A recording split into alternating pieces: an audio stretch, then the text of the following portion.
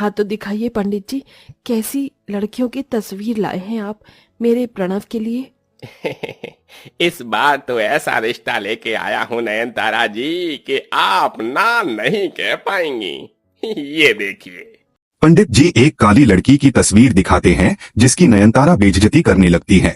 आय हाय पंडित जी, ये कैसी लड़की दिखा रहे हैं? आपने तो मेरे दांत खट्टे कर दिए। मतलब इतनी काली। खुद ही सोचिए, मेरा प्रणव खोए की बर्फी है और ये काला गुलाब जामुन। हाँ, जरा भी जोड़ी नहीं लगेगी। देखिए बहन जी, अब आपको भर भर कर दहेज भी चाहिए और बहू भी काली नहीं। तो दोनों बातें थोड़े ना होंगी। बाकी देख लीजिए, लड़की माँ बाप की इकलौती है। बिन मांगे इतना दहेज देंगे कि आप शायद रख नहीं पाएंगी। समझदारी इसी में है बहन जी कि आप काले रंग के चलते ये मालदार पार्टी छोड़िए मत। नयनतारा दहेज के लालच में हाँ बोल देती है। वो लालची किस्म की थी। वो अपने बेटे के लिए पैसे वाला घर देख रही थी। अगले दिन लड़की देखने जाने के लिए तीनों तैयार हो गए। तभी प्रणव के घर पर एक गोरी लड़की का वीडियो कॉल आया। हाय शुगर लिप्स, आज तुम तो अपनी चारवी को मॉर्निंग वाइब देना ही भूल गई। और तुमने ये कुर्ता पजामा क्यों पहना है? वो माँ के साथ कहीं जाना है। कहीं तुम्हारी माताश्री ने शादी वादी तो फिक्स नहीं कर दी? इतने में नयनतारा कमरे से अंदर आ जाती है जिसे प्रणव कॉल काट देता है। चारवी, माँ आ रही है, मैं करता हूँ बाद में। काट दिया मेरा कॉल। काट दिया तो काट दिया, हो केयर्स। मर जावा गुड़ खा के। कितना स्नाट और भेरी भरी ब्यूटीफुल लग रहा है मेरा प्रणव। माँ, इट्स नॉट नहीं, स्मार्ट होता है। हाँ, मैं भी तो वही बोल रही थी। अरे अब जल्दी से चलो भाग्यवान। हाँ, चलिए बाजार से छोटी मोटी फल की टोकरी, आधे किलो की मिठाई का डिब्बा और 200 के सूट थमा देंगे और कर लेंगे रिश्ता पक्का। ठीक है ना जी? ये कंजूस औरत कभी नहीं बदलेगी। सब लड़की के घर आते हैं जहाँ पार्लर वाली मुंह टेढ़ा करके मेकअप कर रही थी। मैंने आज तक इतना काला और डल फेस नहीं देखा। इन पर तो मेकअप भी नहीं दिख रहा। ऐसा करो, भर भर कर पाउडर लगा दो, पर अच्छा मेकअप करना ताकि लड़के वाले को पसंद आ जाए। भगवान जब एक लड़की को काला बना देता है तो उसे बहुत कठिनाइयों से गुजरना पड़ता है। इस दुनिया जमाने में भी कड़वा ताने सुनने पड़ते हैं। बहन जी, भाई साहब, ये मेरी किरण है, मेरे दिल का टुकड़ा, मेरा सब कुछ इसी का है। ये सुन के किरण की होने वाली सास की आंखें लालची लोमड़ी जैसी चमक जाती है। घर तो अच्छा खासा बना रखा है, ऊपर से ये काला खट्टा। इकलौती बेटी है, मुंह खोलकर दहेज के मांगना। इज्जतदार लोग लगते हैं खुद ही देंगे। बहन जी, क्या विचार किया आपने? हमारी बिटिया आपको पसंद तो है? अब बहन जी, हमें लड़की पसंद है, बस शादी की तैयारी कीजिए।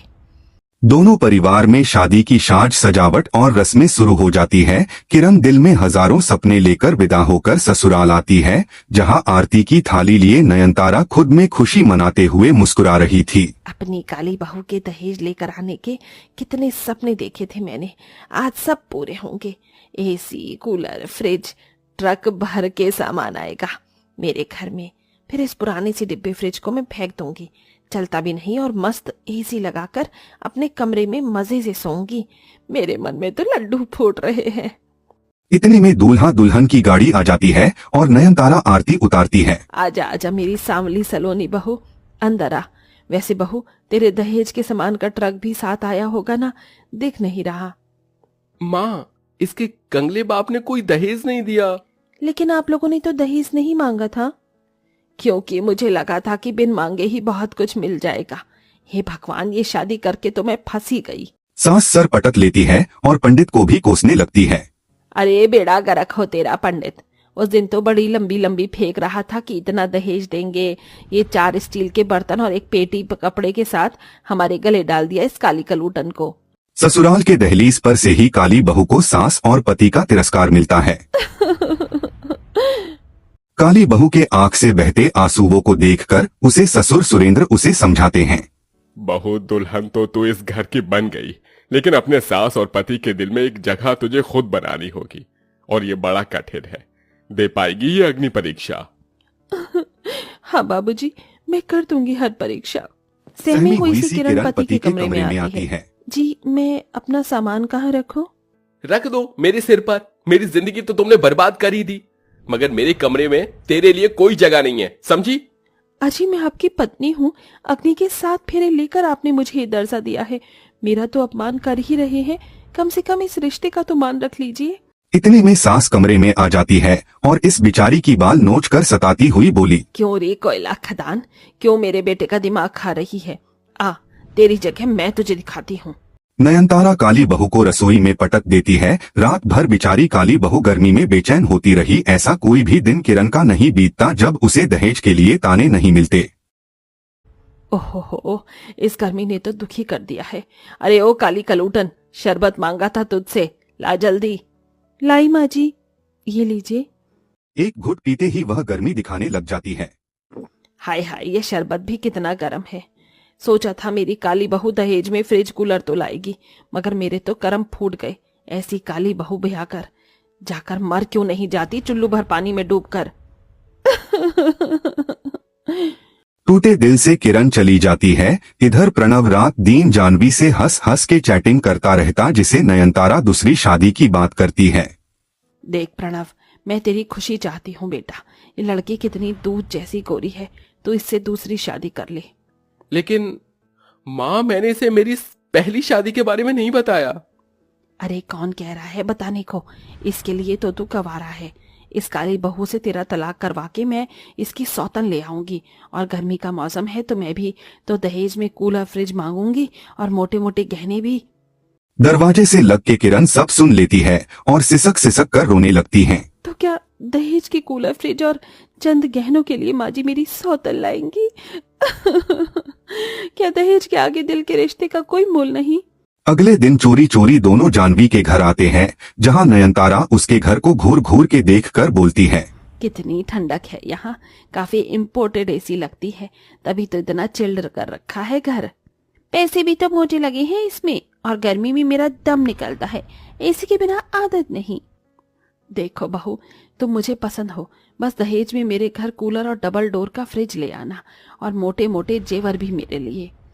श्योर श्योर मम्मी जी, आपको मुंह मांगा दहेज मिलेगा, और ये रहे जेवर, देख लीजिए।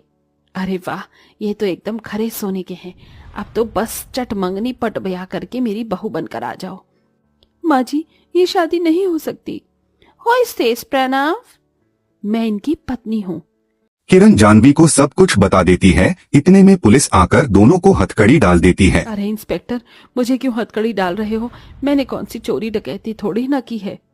लेकिन दहेज प्रताड़ना तो किया है, उसके लिए आपको हम गिरफ्तार करते हैं। आप दोनों ने मुझे मजबूर कर दिया ऐसा करने पर।